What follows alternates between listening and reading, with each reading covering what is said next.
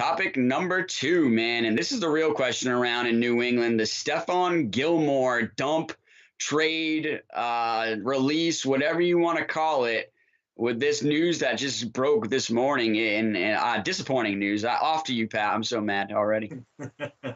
Yeah, I mean, I'm disappointed too. Stephone Gilmore has been one of the best players for the Patriots over the past 4 seasons. He's one of the biggest reasons they won the Super Bowl in 2018 against the Rams. The reason they got there that year is Defensive Player of the Year that year. No, actually, I'm sorry, it was 2019. He's the Defensive Player of the Year. He's been one of the best corners in the NFL over the past 4 seasons.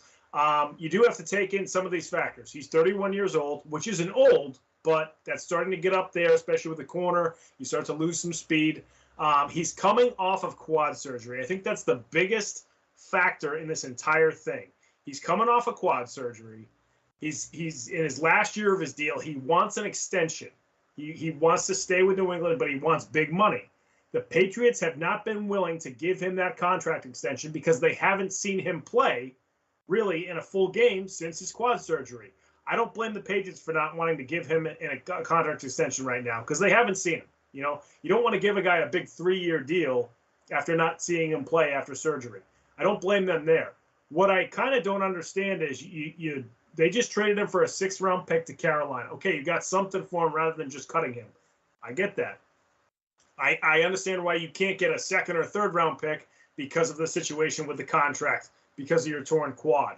Why wouldn't you just try to play this out and see if he'll just stay for the rest of the season, and then he just leaves in free agency and you get a comp pick from it? Like, I don't understand why they didn't just do that. Maybe they thought he would have been, a guy in the locker room who maybe would have made noise about, not getting his contract. He's never been that kind of guy.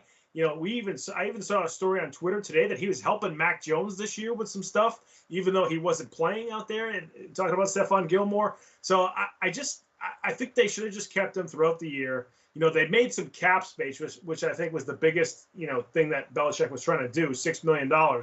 They used some of that to sign Jamie Collins. I think they still have some left over. They had none, before they traded Stephone Gilmore.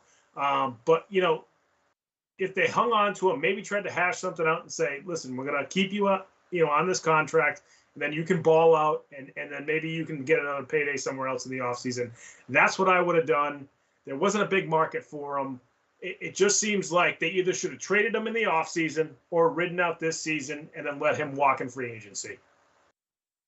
Yeah, no, I've got a bitter taste in my mouth because the Patriots never want to pay their veteran players. And this is routine now throughout history. And it all started with a guy named Randy Moss. And that's when it really started. And I'm starting to get irritated now because they routinely don't want to pay for talent. And it's that Bill Belichick, as a coach, is now just thinking, I'm the talent here. When you're not, coach, you're not the guy on the field. You call plays. As a coach, there's a saying that we have, you can just call all the X's and O's you want. If you don't have the Joes to pull it off, well, good luck. And he's starting to put himself in position where he's not going to have many Joes left. And I get it. They had all these big free agent acquisitions. Have you seen any of them really pay off at all this year? One of them, Matthew Judon. Matthew Judon has been all over the quarterback this year. I would say he's the one that's actually earning his money in those free agent acquisitions. And I don't want to hear anything about those 2 tight ends, considering they just had a good game for the first time this past week. And we all know what Jonnu Smith put on the field the week before.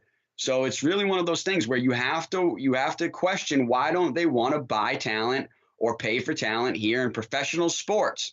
And it's routine now. Is this coming from Robert Kraft or is this coming from Bill Belichick? As a lifelong fan, I want to know. And I'm sure there's other fans out there that want to know now too, because on top of Randy Moss, right? There's Randy Moss. There's Darrelle Revis. Oh, there's a guy named Tom Brady, the best quarterback of all time, who they didn't want to give him money and re-sign him as well. The list goes on and on and on. Like, I almost think at this point, they were probably like, hey, Julian, guess what? Retire or we're going to just cut you anyway. And Julian Edelman's like, you know what? I'm just going to retire. Like, because this is crazy. They don't treat their veteran players well. And in return in free agency, it's not going to pay out for them well down the line. But I'm just frustrated at this point. I get the Stephone Gilmore thing, but it's the history.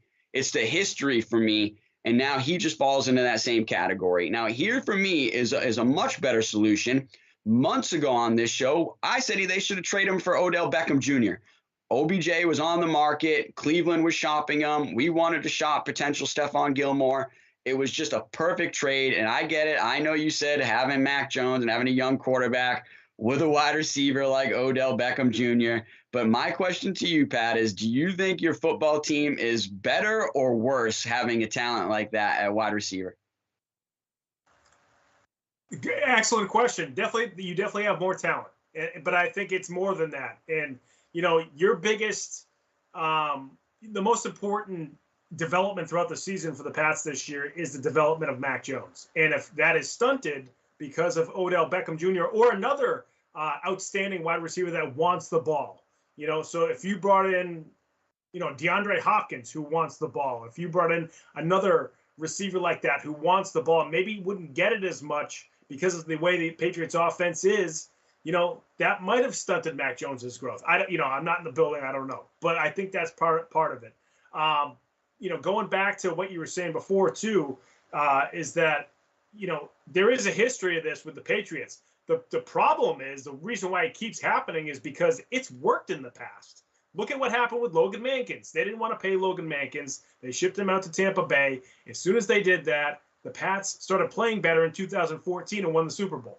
The Brady one is obviously very different. The Gronk one is obviously very different. We're still waiting to see, what happens after that. Randy Moss, they shipped him out of town. They started playing better. And I hate to say it because I loved Randy Moss, still love that guy, but they started playing better. So, Belichick has always been the kind of executive to say, get rid of a player a year too early rather than a year too late. We saw it with, like I said, Mankins. You saw it with Mike Vrabel. You saw it with Willie McGinnis back in the day. He probably thought that about Brady and about Gronk. Now, they're both still playing and still playing well. So I think that those two guys have outlasted that mantra from Belichick. He did the same thing with Ty Law. There's all these guys that he did this with, Deion Branch, and it sort of worked. So I think he can kind of go back and say, this has worked in the past. Maybe it'll work again. I also think Belichick loves making that midseason move, whether it's a trade or a signing. They already signed Jamie Collins. I think there's another move on the way, and they need that cap flexibility to do that. I think he looks at that as more valuable than having Stephone Gilmore. But that's going to do it for topic number 2, Stephone Gilmore shipping out of town. We're going to move on to topic number 3, and that is Urban